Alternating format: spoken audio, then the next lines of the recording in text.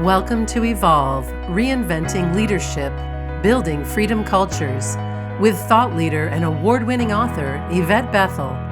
This podcast provides you with insights and ideas you can use to reinvent your culture through trust and the principles of interconnectivity, flow, and balance. At a time when the world is rewriting the rules of work, traditional leadership practices are not enough. It's time to perceive persistent challenges through a new lens. It's time to evolve. Welcome once again to Evolve. I'm Yvette Bethel, and in this episode, we will explore how you can set healthy boundaries. Boundary setting practices can vary widely because people have different needs when it comes to protecting their space, their emotional well-being, their privacy, and their time. Boundaries differ in terms of flexibility and porosity. So there can be unhealthy boundaries that create tensions. And even though healthy boundaries can facilitate inclusion, strong relationships, they can also fuel tensions. When we think of boundaries, we tend to associate them with separation. Even though it may sound like a contradiction, boundaries can facilitate inclusion when they're established to achieve this. For example, a boundary that can have an inclusive effect is respectful communication. A colleague of mine always used to say, it can be easy or it can be difficult. The choice is yours. Boundary setting has both difficult and facilitative elements. For instance, if the path of least resistance is your approach to boundary setting, you may end up sacrificing your boundaries when people around you have no problem encroaching on them. This can make it difficult for you while you're making things easier for them. Alternatively, you may need to constantly reinforce your boundaries, which can be frustrating or difficult up front, but it makes life easier over time because you're being true to yourself. Sometimes boundary setting comes too late, so you experience pent-up emotions that spill over. When you lower your boundaries, others grow accustomed to crossing the line, so when you reinforce them, this will feel alien to them.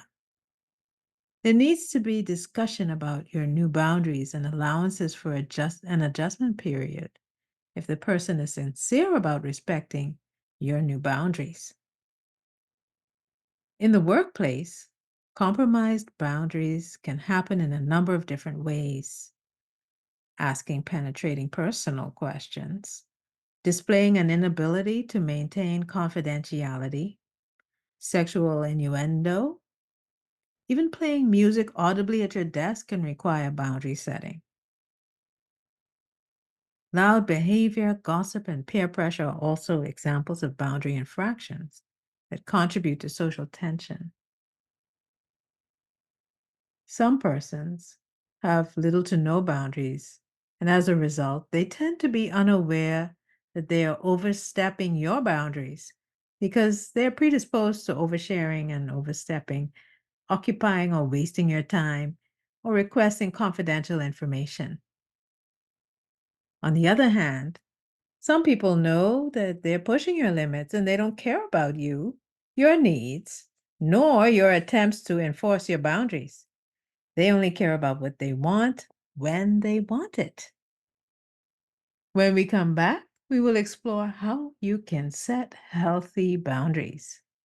Organizational Soul is a mission-driven organization and network where we specialize in trust in academia, families, and organizations. We are building a community of leaders who are interested in trust and culture. If you are interested in our updates, you can sign up for our newsletter at orgsoul.com. As a thank you for joining our community, you can access our free resources that are designed to help you build your brand as a trusted leader as you contribute to safe space. Sign up now at orgsoul.com.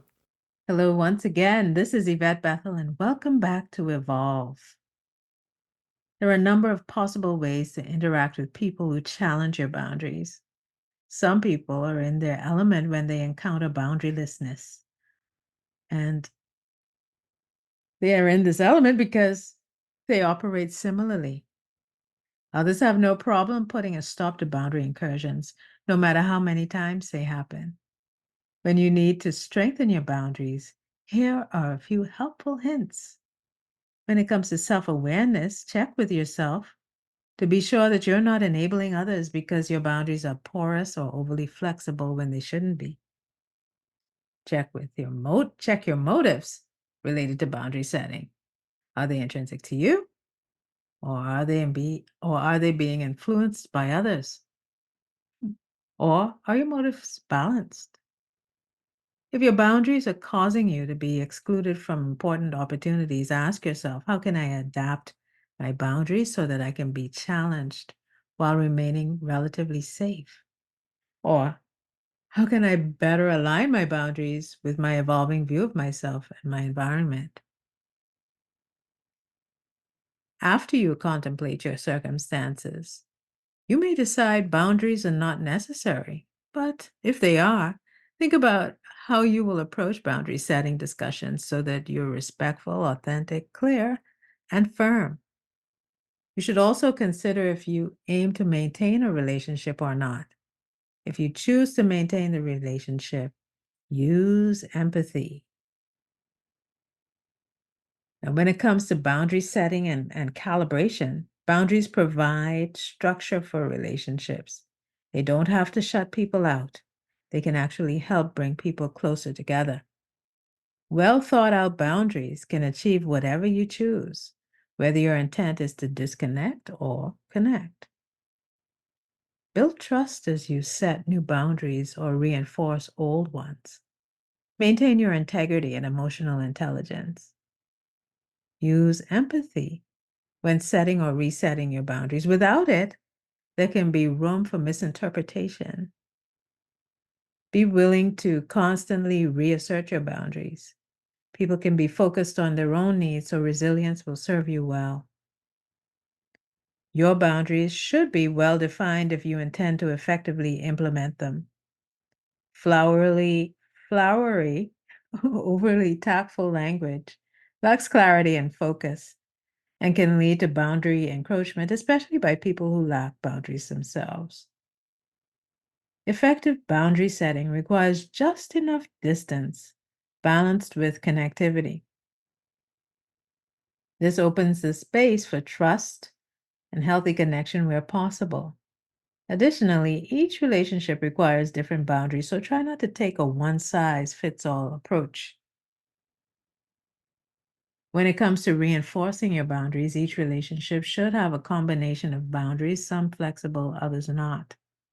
Because relationships change, some boundaries may change, and they all require reinforcement. So be mindful as you calibrate balanced boundaries because you can potentially impair healthy relationships or reinforce toxic ones if you make a mistake.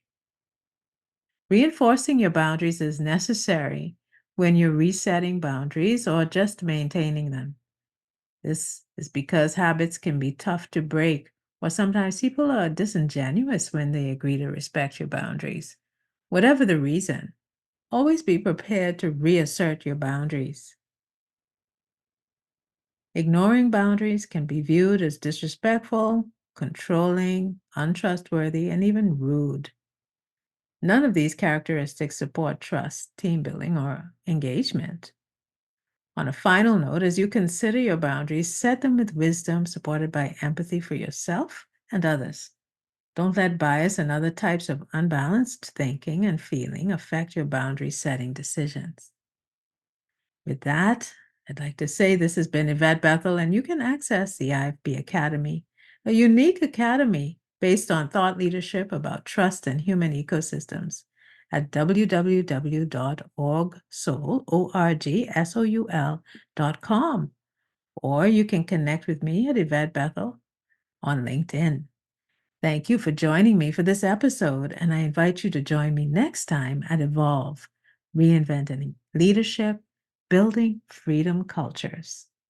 Thank you for listening to Evolve, Reinventing Leadership, Building Freedom Cultures. Learn more about our proprietary trust, leadership, and culture courses and certifications at the IFB Academy. You can check them out at organizationalsoul.learnworlds.com.